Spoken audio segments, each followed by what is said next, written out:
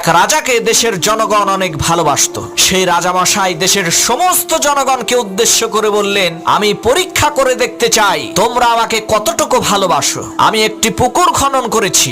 ওই পুকুরের মধ্যে তোমরা দেশের প্রত্যেকটা নাগরিক 1 গ্লাস করে দুধ এনে ঢালবে, আর আমি আগামীকালকে সেই দুধ ভর্তি পুকুরের মধ্যে গোসল করব।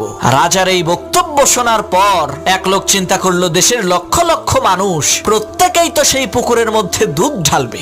আমি যদি রাতের অন্ধকারে লুকিয়ে দুধের জায়গায় 1 গ্লাস পানি ঢেলে দিয়ে আসি, তাহলে তো কেউ তা বুঝতে পারবে না। এই কথা চিন্তা করে সেই লোকটি মানুষের ভিড়ের সাথে গিয়ে সবার অগোচরে 1 গ্লাস পানি ঢেলে দিয়ে আসলো। এদিকে রাজামশাই সকালবেলা পুকুরের পাশে যেয়ে দেখেন সর্বনাশ, পুকুরের মধ্যে 1 গ্লাসও দুধ নেই, সমস্ত পুকুর পানি দিয়ে ভর্তি। এর মানে হলো দেশের সমস্ত জনগণই ভেবেছিল আমার আর দুধ নিয়ে যাওয়ার দরকার কি, অন্য লোকেরা তো দুধ ঢালবেই। প্রিয় ভাইরা, আমাদের চিন্তাধারাও ওই দেশের জনগণের মতো।